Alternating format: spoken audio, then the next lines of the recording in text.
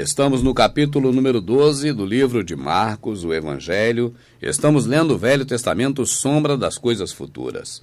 E Jesus aqui fala uma parábola sobre ele próprio. Vamos analisar a parábola? Então analise junto comigo. E começou a falar-lhes por parábolas.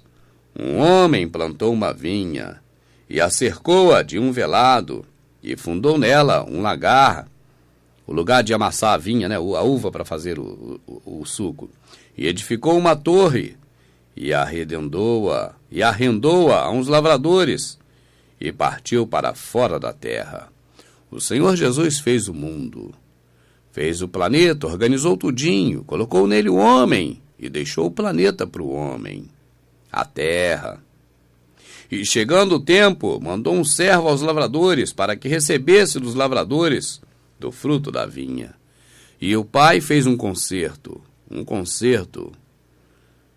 com Adão.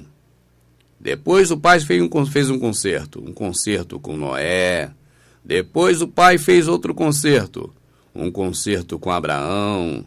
E o pai continuou fazendo concerto com Moisés, a aliança de Moisés. E por último, o Senhor mandou seu filho e fez o concerto eterno. É disso que ele está falando. Vamos continuar. Mas esses, apoderando-se dele, o feriram e o mandaram embora vazio. Os homens rejeitaram o concerto de Deus. E tornou a enviar-lhe outro servo, e eles o apedrejaram e o feriram na cabeça e o mandaram embora, tendo-o afrontado. Mas outro concerto de Deus foi por brejo, e o homem não o aceitou e não resolveu nada. E tornou a enviar-lhe outro, e este mataram, e outros muitos dos quais uns a uns feriram, e a outros mataram. Concerto de Abraão, concerto de Moisés. Tendo ele, pois, ainda seu filho amado, Yohoshua Hamashia, enviou também a estes por derradeiro, o último concerto, Jesus, dizendo: ao menos terão respeito ao meu filho. Mas aqueles lavradores disseram entre si: esse é o herdeiro. Vamos, matemo-lo, e a herança será nossa. E a herança acabou sendo deles, meu amado, porque o reino dos céus, desde os tempos de João Batista, foi tomado à força, e homens violentos se apoderaram dele. Esses homens, escribas fariseus da época de Cristo, vestidos naquela época com as roupas características daquele local e daquela época, eles existem até hoje. E é fácil você chegar a essa conclusão. Primeiro, eles acabaram com os cristãos da época.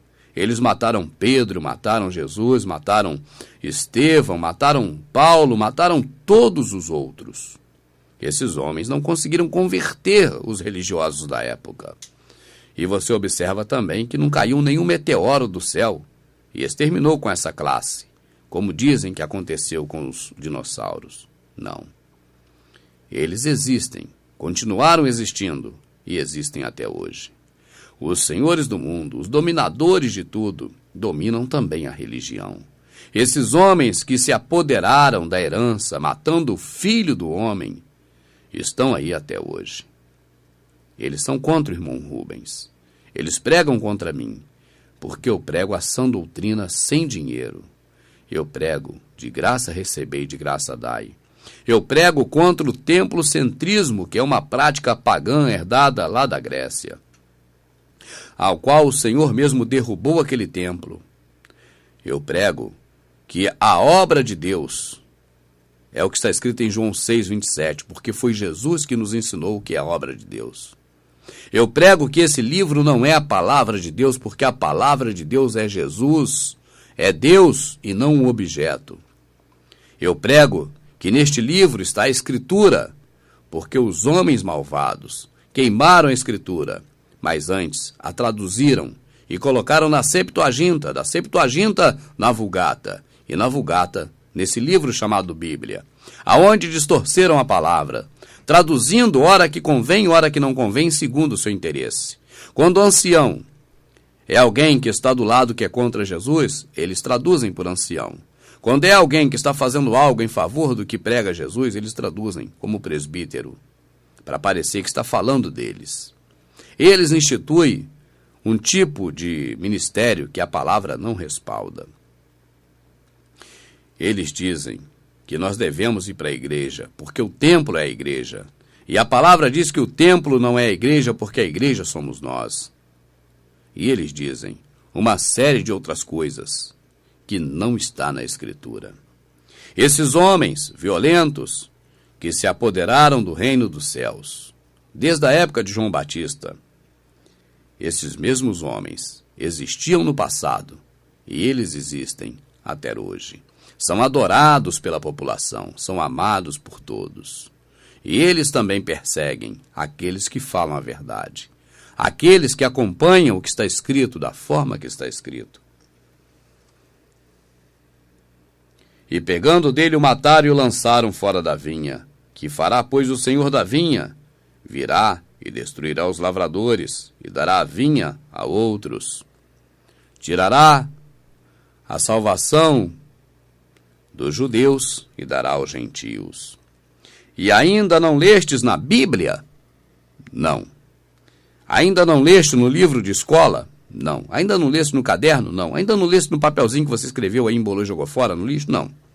Ainda não lestes esta Escritura, e não Bíblia.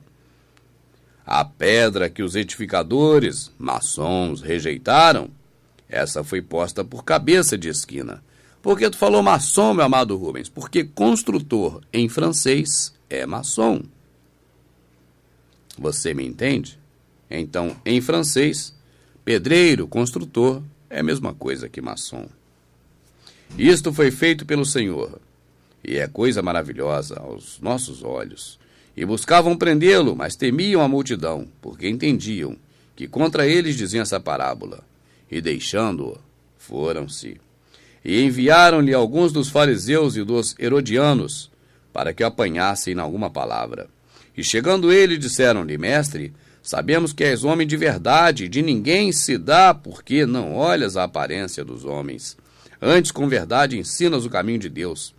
Agora diga, é lícito dar tributo a César ou não? Daremos ou não daremos? Então ele, conhecendo a sua hipocrisia, disse-lhe: Por que me tentais? Trazei-me uma moeda para que a veja. E eles lhe trouxeram, e lhes disse: De quem é essa imagem e inscrição? E eles lhe disseram: De César. E Jesus respondeu e disse-lhes: Dai, pois, a César o que é de César, e a Deus o que é de Deus. E maravilharam-se dele. Você já reparou que o mundo hoje só fala a primeira parte? Você já reparou que quase ninguém fala isso por completo? O mundo pegou só um pedacinho desse trecho, diz assim: dá a César o que é de César. Só falam isso. Repara para você ver. Mas ninguém fala: dá a César o que é de César, a Deus o que é de Deus. Meu amado, e outra coisa importante, nesses lugares por aí, inverteram.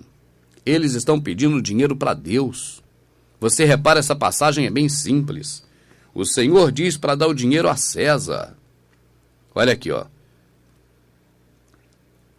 De quem é essa imagem e inscrição? Eles lhe disseram: de César. E Jesus, Yohoshua, respondendo, disse-lhes: Dai, pois, a César o que é de César, e a Deus o que é de Deus. E maravilharam-se deles. Dá a César o que é de César. Esses homens agora inverteram e estão pedindo o que é de César. Ó, Semíramis, estão pedindo para Deus. Estão pedindo para Deus o tempo todo. Mas estão pedindo o que é de César, o que é do sistema, e não o que é de Deus. Você vê algo estranho aqui?